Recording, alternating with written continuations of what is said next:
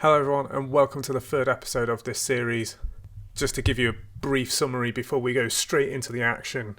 Our academy guy has the current ability of 77 and our fast track guy Freddy has the current ability of 99. And as you can see in the graph on the screen, he is slightly better and he's got a star and a half as his current ability compared to 1 star for Aaron.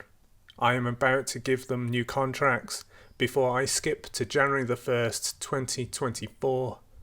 And Chelsea are now back in the Premier League, which is great news. Hopefully Freddie can boost his stats a little bit more by playing in a harder division. And Aaron might go on loan this season, either on loan or in the under-23s, just to further his development. So I'm not going to ramble much longer. Let's go straight to it. Let's go to January 2024, and I will see you there very shortly. So here we are on the 1st of January 2024. Chelsea's returned to the Premier League and they are currently 5th after 18 games. They have 31 points, they've won 9 games, drawn 4 and lost 5. And what's interesting down below here, it says Freddie Fast Track is the top goal scorer for Chelsea with 9 goals. So he's still bang on form from his last season in the Championship. He's carrying Chelsea to a European place right now, which is great news. And throughout the whole of this season so far, they won a friendly cup. They are in the FA Cup against Hull in the 3rd round, but they were knocked out by Man City in the Carabao Cup. So let's check out our guys. So here we are, ladies and gentlemen. We've got a 2-star player now. A 19-year-old with attributes still going high. They're still raising. And what's interesting here, it says an exciting young prospect who isn't far from first team level. He's getting there, guys. He's slowly getting there. This is a much better experiment than the last one. It's actually working far quicker than I was expecting. I did give him a new contract, by the way. He's now earning $18,000 per week until 2028, and he's classed as an important player, which he is, because he's playing every game. So, as I said, he's played 12 games, 9 goals, 1 assist, and no player of the matches with a 7.23 rating. That is his highest average rating so far on this save, which is great news. He's finally reaching his ability.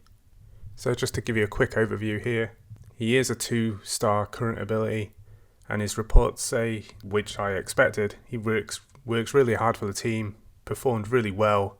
His strength and stamina have made him a great athlete. His cons now are tendency to not get stuck in challenges, can only play in one position, and he's still currently a championship level player, but he's climbing. He's 6th in the terms of best striker, and Aaron here is just below him now. So let's check on Aaron.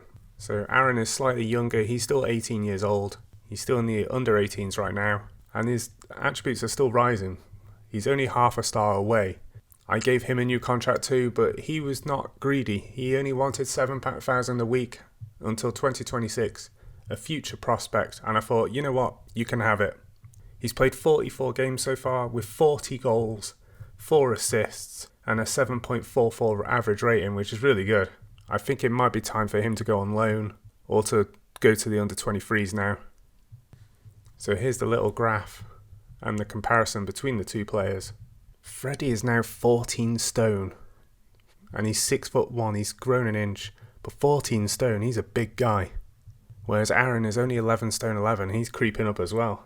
But looking at the graph, basically Freddie is better at defending, really. They're very similar, apart from the defence. So looking at Freddie's current ability, he's now at 112 out of 200. He's creeping up there still, which is great news. And for Aaron, he's now 96 out of 200. He's creeping up too. They're very similar. There's not much in it, really, apart from one's got a lot of experience in first team football than the other.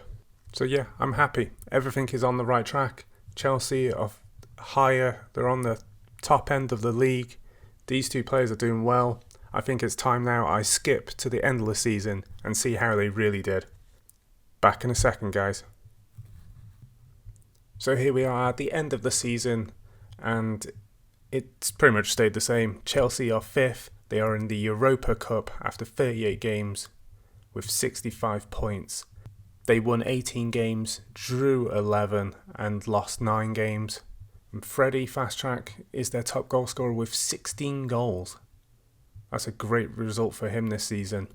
So let's check on our guys. Oh no, what happened here?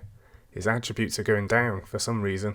I suppose they will go up and down throughout his career, but he's not had a good time in the last couple of games by the looks of it. Pre-Concern says he's starting to feel he needs a new contract. Well, he's only just got one, so he can wait a little bit longer. So checking out his history of his season, he played 30 games, 16 goals, 2 assists, 1 player of the match with a 7.07 rating, which is really good. That's his best season so far. Looking at his reports as well, works really hard for the team, professional individual. The only cons he's got now are can only play in one position and a tendency to not get stuck in. It doesn't mention anything about championship level. I think he's reached, it says here, Premier League standard player now, which is great news. Let's look at Aaron here.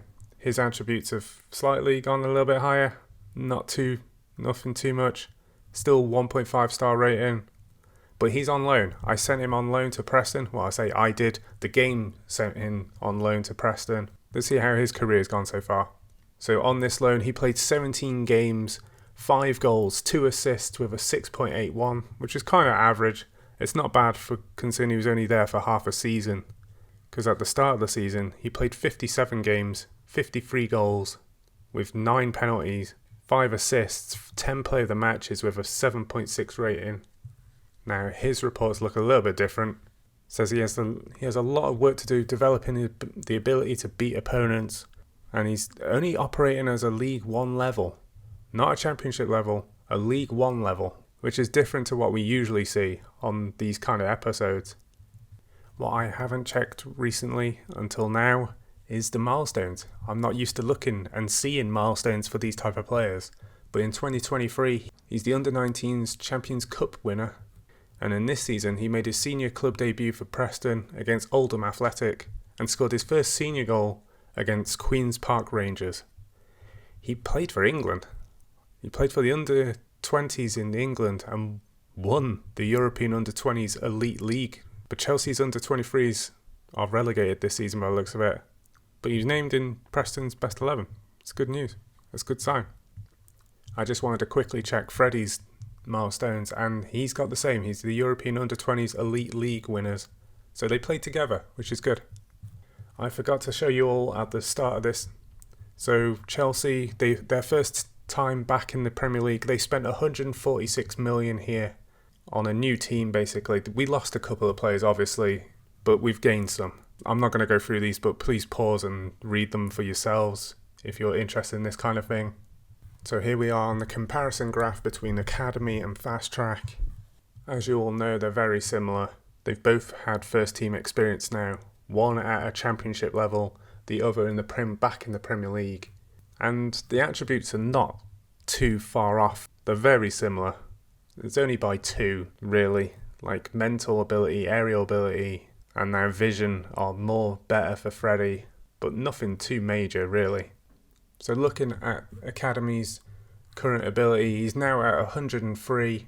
He's finally broke the triple-digit barrier. Let's hope he can improve that further on. And doing the same for Freddie Fast Track, he's now at 119, which is great news. They're both improving. I can't wait to see how this develops even more further down the line. So thank you guys for watching this episode. I hope you're enjoying this as much as I am, because I find this far more interesting than the Ron Pickering series, because it's actually working. It's working a lot better this time. And we get a little bit of comparison between two styles of players. So thank you for this journey, and I will catch you at the next episode. Ta-ra!